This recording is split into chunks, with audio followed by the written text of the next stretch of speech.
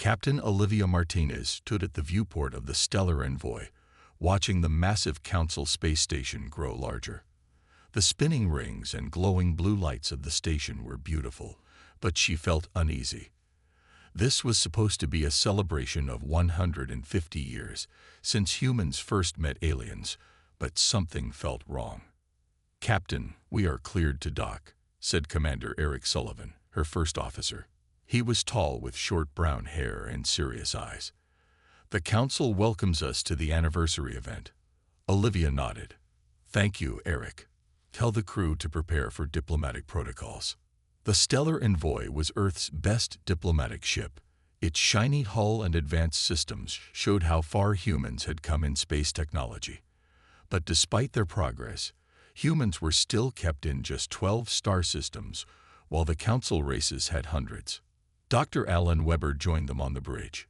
He was Earth's top expert on alien cultures. "Captain, I've been studying the station traffic. There are many more military ships than usual for a peace celebration." "I noticed that too," said Olivia. "Keep your eyes open when we're aboard." When they docked, the crew was greeted by Ambassador Trelnov, a tall, blue-skinned Viridian with 4 arms. "Welcome, humans. The Council is pleased by your attendance."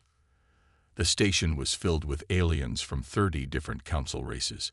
Some had scales, others fur, and some were just clouds of gas in special suits. Humans were the newest members and the only ones who looked like they did. During the welcome feast, Olivia watched Councillor Zixvan, the leader of the Council. The tall, gray alien with 6 eyes spoke warmly about peace, but never looked directly at the human delegation. "They're putting on a show," Eric whispered to her. "Half the security guards are watching us, not protecting the area." Later that night, Dr. Weber was walking through a quiet part of the station when he heard voices from a room. The door was slightly open, and he recognized Councillor Zixvan speaking. "The human problem grows worse each year," the counselor said. "They breed too quickly, adapt too fast, and ask too many questions. The containment plan must be accelerated." Another voice responded, "But is military action necessary? It breaks our 3,000-year peace." "Peace was for equals," Zixvan said. "Humans are dangerous. They advanced more in 150 years than the Viridians did in 1,000. If we wait another century, they might challenge us. The vote happens tomorrow." Weber backed away quietly and ran to find Captain Martinez. He found her in the ship's secure room with Eric. "They're planning something against Earth," Weber said, out of breath. He told them everything he heard. Olivia's face grew dark. "We suspected this for years. The friendly speeches, the limited territories, the technology restrictions, it was all to keep us weak." The next day, at the main ceremony, thousands of aliens gathered in the Great Hall. Councillor Zixvan stood at the center platform, speaking about 3,000 years of wisdom and peace under Council guidance. Then his tone changed. "Today we announce new protective measures in human territories. For the safety of all species, the Council will establish security bases in all human systems." Captain Martinez looked at her crew. They all understood what this meant: invasion disguised as protection. "We need to warn Earth," she whispered. "Right now." As the ceremony continued, the Stellar Envoy crew quietly returned to their ship. Council security was distracted by the event.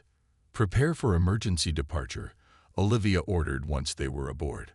"Bypass regular exit procedures." The ship's engines hummed to life as they disconnected from the dock.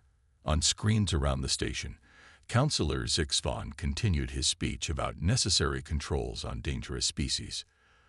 "They'll try to stop us," Eric said, watching Council ships moving toward patrol positions. Olivia took the pilot controls herself. "They can try. Earth needs to know what's coming." The Stellar Envoy turned sharply and accelerated away from the station, beginning a desperate race to warn humanity of the coming war. The Stellar Envoy raced through space, pushing its engines beyond safe limits. Behind them, 3 Council ships followed in pursuit. "They're gaining on us," Commander Eric Sullivan reported, watching the radar screen closely. Their ships are faster than ours. Captain Olivia Martinez nodded grimly. Route all power to the engines. We need to reach the jump point before they catch us. The ship shuddered as it accelerated. Dr. Weber worked frantically at his station, organizing the evidence they had gathered about the Council's plans against Earth. If we can't outrun them, Olivia said, we need to make sure this information reaches home. She ordered a data packet prepared for emergency transmission. Just as the Council ships came within firing range, the stellar envoy reached the jump point. The stars stretched into lines as they escaped into faster-than-light travel, leaving their pursuers behind. 3 days later, the ship arrived at Earth. The blue and green planet looked peaceful from orbit, unaware of the danger coming its way.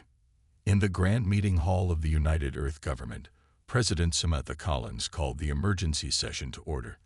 The room was filled with serious faces, admirals, generals, and government officials from all human colonies. Captain Martinez, please share what you discovered, President Collins said.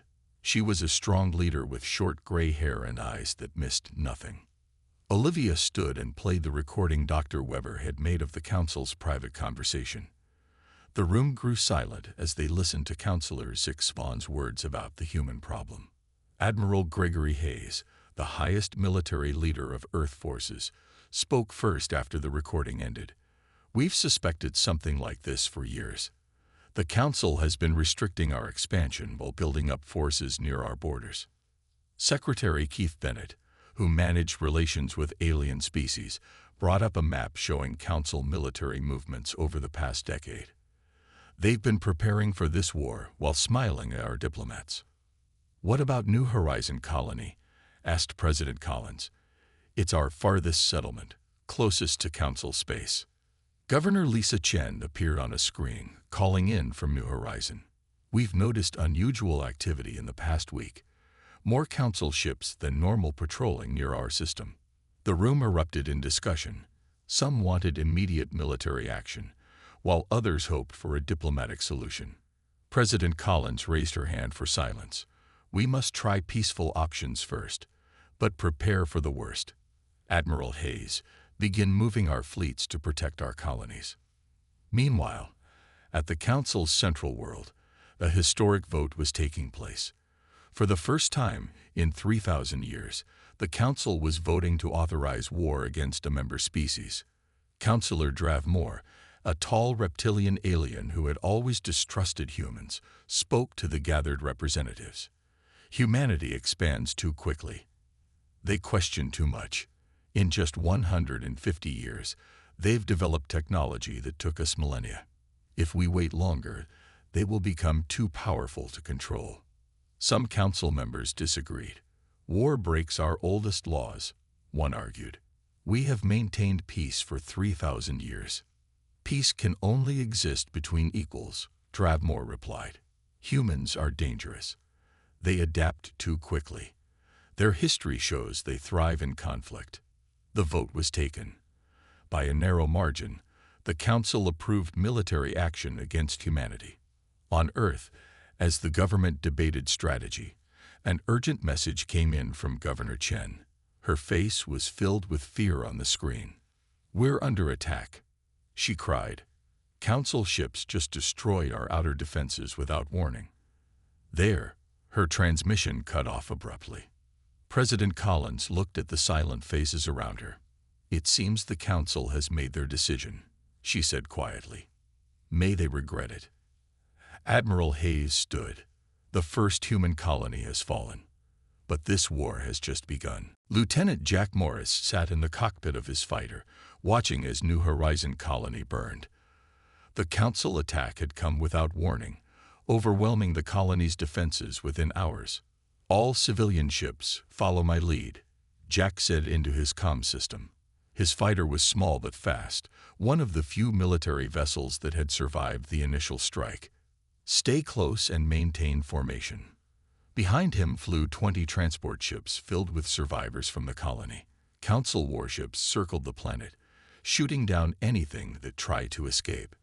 Jack took a deep breath and flew directly toward the largest enemy formation. The Council ships immediately turned to chase him, exactly as he hoped. While they pursued his fighter, the civilian transports slipped away in the opposite direction. "What is that human doing?" asked Council General Thuxval from his command ship. "One fighter against our entire fleet? It's suicide." The alien general watched in confusion as the human pilot performed impossible maneuvers, dodging weapons fire that should have destroyed him instantly. The small fighter spun, twisted, and changed direction faster than their targeting systems could follow. "Humans are irrational," said one of Thuxval's officers. "This proves they're too dangerous to exist in civilized space." Meanwhile, on Earth, General Diana Powell stood before a wall of screens showing battles across human territory. 4 colonies had been attacked simultaneously. New Horizon was lost, but the others were still fighting. "We can't match their numbers," Diana told President Collins. "But we won't fight the way they expect." Instead of gathering fleets for large battles, human ships split into small groups. They struck quickly at Council supply lines, then disappeared before the aliens could respond. They used asteroids and moons for cover, setting traps that confused the Council commanders. In an underground facility, Chief Engineer Ryan Blackwood and his team worked day and night studying captured Council technology. "Their weapons are more advanced, but they haven't changed them in centuries," Ryan explained to General Powell during her inspection. "They don't innovate because they haven't needed to. That's our advantage." Nearby, civilian scientist Nicole Garcia showed them her latest project. "I've been studying their shield technology," she said. "They use consistent frequencies. If we can create a weapon that shifts frequency randomly, we might break through their defenses." General Powell nodded. "How soon can you have a prototype?" "With proper resources, 2 weeks," Nicole answered. "You have 1 week," said General Powell. As the war entered its 2nd week, Council General Thuxval was growing frustrated. "These humans don't fight properly," he complained to his officers. "They refuse to meet us in open battle. They hide and strike like cowards." "But they are effective," said one officer quietly. "We've lost 17 supply ships in the past 3 days." On Earth, President Collins activated Protocol Lazarus, a secret military project that had been developing for decades. Deep beneath the lunar surface, massive hangar doors opened, revealing hundreds of advanced warships that had been built in secret. "We always suspected this day might come," Admiral Hayes told the gathered ship captains. "Humanity has been preparing since first contact." Lieutenant Jack Morris, who had survived his distraction mission and saved thousands of civilians, was given command of one of these new ships. It was smaller than Council vessels, but packed with experimental technology. "The Council thinks we're primitive and predictable," Jack told his crew as they prepared for launch. "Let's show them how wrong they are." Across human space, people who had been living peaceful lives just days ago now prepared for war. Farmers became soldiers, scientists became weapons designers, and every available ship was converted for battle. The Council had expected a quick victory. Instead, they found a species that refused to surrender, using creativity and unpredictable tactics to make up for their technological disadvantages. They broke 3,000 years of peace, General Powell told her officers. Now they'll learn why no one should ever provoke humanity. 3 months into the war, the galaxy was shocked. Humans had not only survived the initial attacks, but were now fighting back effectively. What the Council planned as a quick operation had turned into a difficult conflict. Colonel Frank Miller led his team through the darkness of an alien space station. His Special Forces unit moved silently, wearing black armor that absorbed light. They had traveled deep into Council territory for this mission. "Security systems disabled," whispered one of his soldiers over the comm. "We have 15 minutes before they notice." Frank nodded. "Move to the command center. Remember, we need their battle plans, not a fight."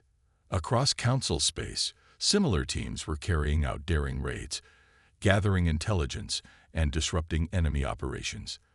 The Council never expected humans to strike so far from their own territory. On Earth, Dr. Susan Walker watched recordings of Council communications. As an expert in psychological warfare, she had noticed patterns in how different alien species reacted to stress. The Viridians and Mev Lorne don't trust each other, she explained to Admiral Hayes. They argue constantly in their battle transmissions. Can we use that? The Admiral asked. Susan smiled. We already are. We've been sending fake messages that make each side suspicious of the other. 3 Council ships fired on their own allies last week because of our deception. In a separate facility, technician William Carter worked with a team analyzing Council communication networks. He was young but brilliant with technology. They used the same codes for everything, William said, showing Admiral Hayes his findings. They haven't changed their security systems in centuries because no one has challenged them. This discovery allowed humans to predict Council ship movements and prepare ambushes. Council Admiral Rathven stood on the bridge of his flagship, watching the battle reports with growing concern. Another supply convoy had been destroyed by human forces that appeared from nowhere and disappeared just as quickly. How do they always know where to strike? He asked his officers. No one had an answer. Rathven was beginning to doubt the wisdom of this war. The Council had promised a simple operation against primitive beings.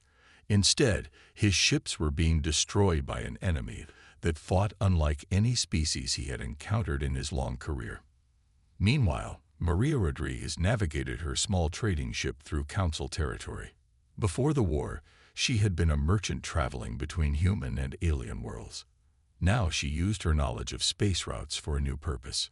Stay quiet and move to the cargo hold, she told the family of Tellarites hiding on her ship.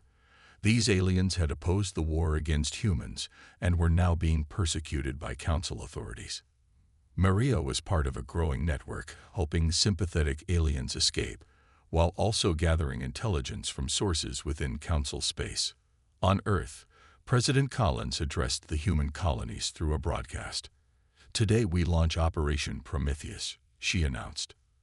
For 3 months we have endured attacks and defended our homes. Now we show the Council what humanity can truly do. Across human space, the newly built ships of Protocol Lazarus launched simultaneously.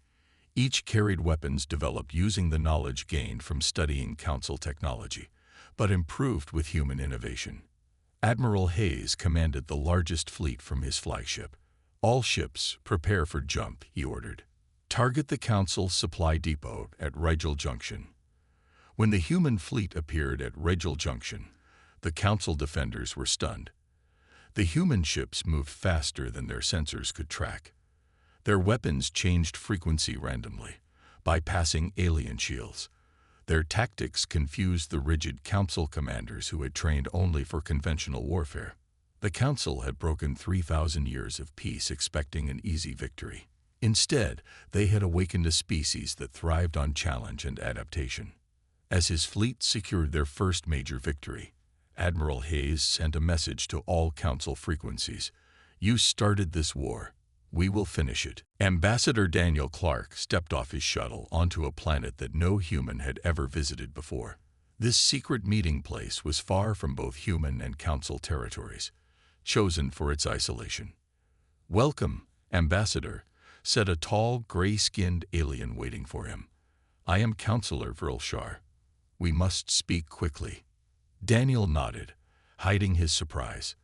Vrilshar was one of the highest-ranking members of the Galactic Council, yet here he was meeting secretly with a human. Many of us did not want this war, Vrilshar explained as they walked to a hidden building.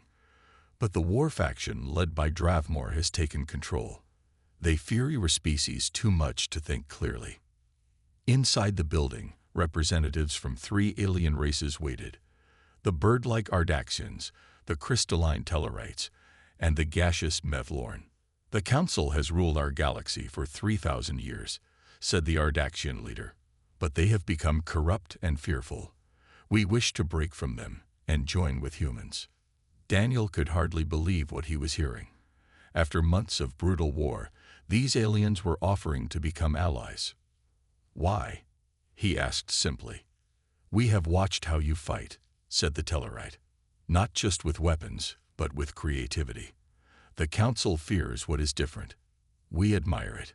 Back on Earth, Commander Ashley Ford faced a difficult task.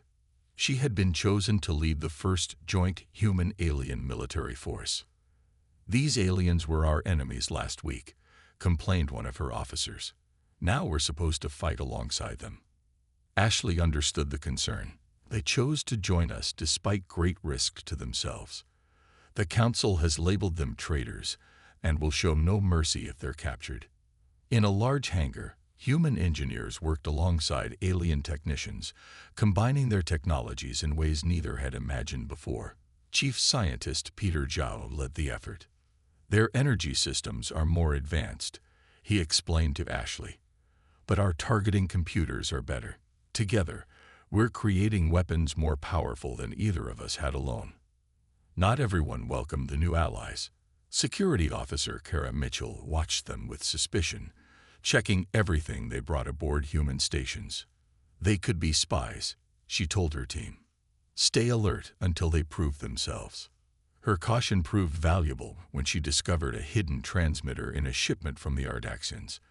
But instead of finding a spy, she uncovered an assassination plot against both human and alien alliance leaders. "Someone on the Council wanted to destroy our alliance before it began," she reported to Commander Ford.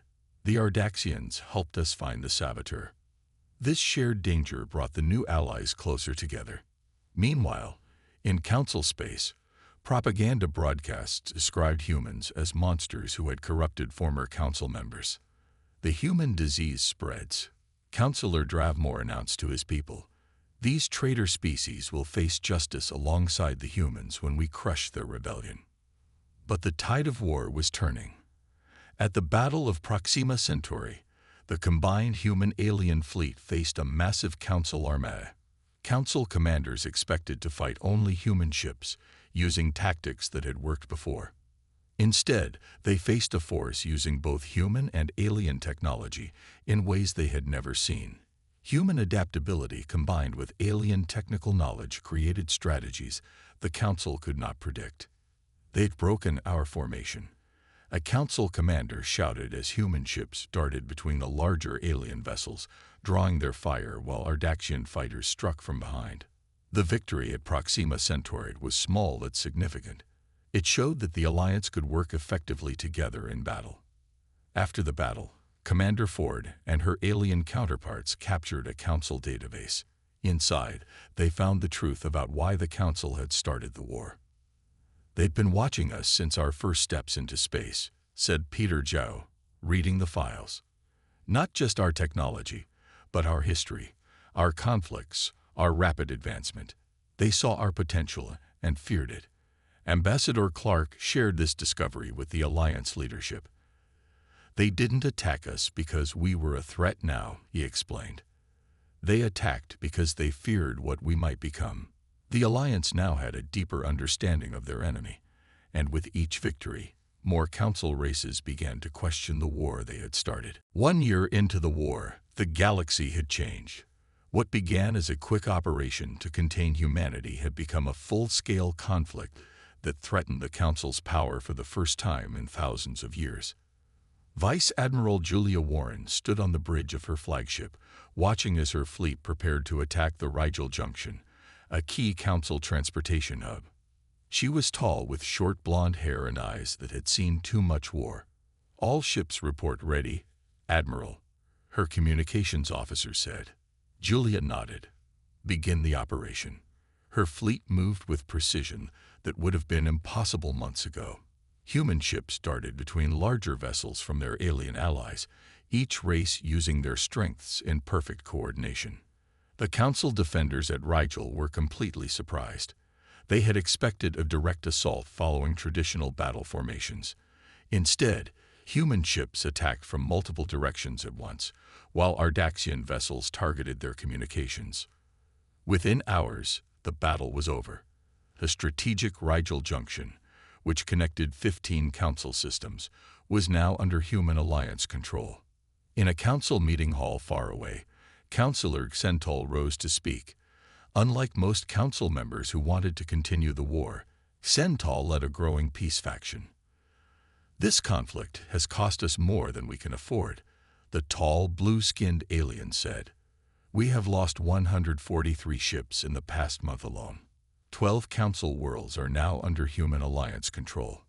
Councillor Dravmore, the war leader, slammed his fist on the table. "We cannot show weakness. Humans must be destroyed before they destroy us." "Is that truly what we fear?" Xentol asked. "Or do we fear change? For 3,000 years, nothing in our galaxy has changed. Perhaps it needed to." More council members were beginning to agree with Xentol. The war was not going as planned, and many worlds were suffering from disrupted trade and constant attacks. On a contested planet, Major Bradley Scott led his ground forces through a ruined city. His troops had just defeated the council defenders, and now faced a difficult question. "What do we do with the prisoners, sir?" a soldier asked. Bradley looked at the captured council soldiers. According to reports, council forces had been brutal to human prisoners. Many wanted revenge. "We treat them with respect," Bradley said firmly. "We're not fighting this war to become like them. Get them medical attention and proper food." This decision would later prove important. Word spread among council forces that humans treated prisoners fairly, unlike the stories their leaders had told them. Meanwhile, engineer Laura Nelson was completing her greatest project. She had worked for months with alien scientists to create a defense system unlike any before. "The Sunflare system is ready," she reported to Admiral Hayes. "When activated, it can neutralize council weapons without destroying their ships." "You mean we can win battles without casualties?" Hayes asked. Laura nodded. "That's the idea. Their weapons use specific energy signatures. Sunflare disrupts those signatures, making their weapons useless." As the human alliance pushed closer to the Council's central systems, more alien races began secret talks with diplomat Richard Peterson. They had seen how the war was going and wanted to be on the winning side. "We offer no harsh terms," Richard told them. "We only ask for equality among all species. The time of council domination is ending." Councillor Dravmore became increasingly desperate as more council worlds considered peace. He ordered attacks on civilian targets, hoping to break human morale. "If they will not fear our military, they will fear our cruelty," he told his commanders. But these attacks only strengthened the resolve of the human alliance and turned more council citizens against their leaders. When news reached Xentol about these civilian attacks, he publicly denounced Dravmore in the council chamber. "This is not who we are," he declared. "For 3,000 years, we maintained peace. Now we target innocents.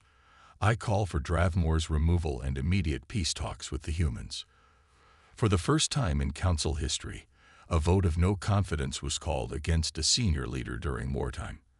The council itself was breaking apart from within. The massive fleet of the human alliance moved toward the council's home system. 2 years of war had led to this moment. At the head of the fleet was the flagship commanded by Grand Admiral Stephen Reed, a tall man with gray hair who had seen the entire conflict from beginning to end. "All ships report ready," his communications officer announced. "Alliance forces await your command." The fleet was unlike anything the galaxy had ever seen. Human vessels flew alongside ships from 23 former council races who had joined the alliance. Each brought unique technologies and fighting styles, combined with human creativity. "Begin the approach," Stephen ordered. "Remember our mission. We're here to end the war, not destroy their civilization." On Earth, President Samantha Collins addressed the alliance leaders. "Today we offer the Council a choice. Step down and accept a new galactic order where all species have equal rights, or face defeat. We do not seek revenge, only justice." The Council home system was heavily defended. The remaining loyal races had gathered their forces for a final stand. At their center was Councillor Dravmore, who still refused to consider peace. "We ruled the galaxy for 3,000 years," he told his commanders. We will not surrender to lesser beings. Captain Olivia Martinez, whose discovery of the Council's plans had started the conflict 2 years ago, now commanded Earth's newest warship in the final assault. She felt the weight of history as her ship moved into position. "Launch the Sunflare defense system," she ordered. Across the Alliance fleet, the revolutionary technology created by engineer Laura Nelson activated. Beams of golden light spread out, touching the Council ships. Immediately, their weapons stopped working. "What's happening?" demanded Dravmore as his flagship's systems failed. "Why can't we fire?" The Alliance ships moved forward unopposed. Their communication channels broadcast a message to all Council vessels. "Your weapons are disabled. We offer you safe surrender. This war can end without further bloodshed." One by one, Council ships lowered their shields in surrender. Only Dravmore's inner circle continued to resist, until their own crews rebelled against them. On a neutral station orbiting the Council homeworld, the final peace talks began. Dr. Alan Weber, who had first overheard the Council's plans against humanity, now worked with Councillor Zenvax, the new leader of the moderate Council faction. "The old Council ruled through fear and control," Zenvax admitted. "We feared your species because you were different.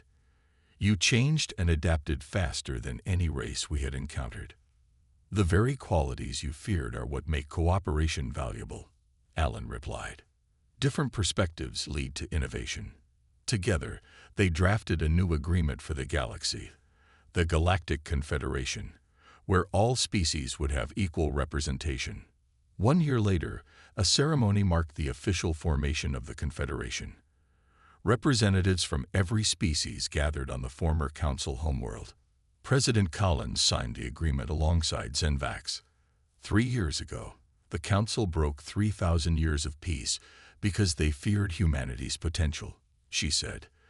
"Today, we begin a new era of true peace, not through control, but through cooperation." The final part of the ceremony was the launch of a new exploration vessel, with a mixed crew of humans and former Council species. Its mission was to explore beyond known space, seeking new knowledge rather than conquest. Captain Olivia Martinez stood on its bridge, the same woman who had escaped the Council station, with the warning that began everything. "The Council tried to contain humanity because they were afraid of what we might become," she told her diverse crew as the ship prepared to depart. "They never understood that our greatest strength isn't our technology or our fighting skills. It's our ability to change, to adapt, and to work together." As the ship accelerated into the unknown, it carried with it the hope of a galaxy transformed, not by war, but by the unexpected alliance that war had created.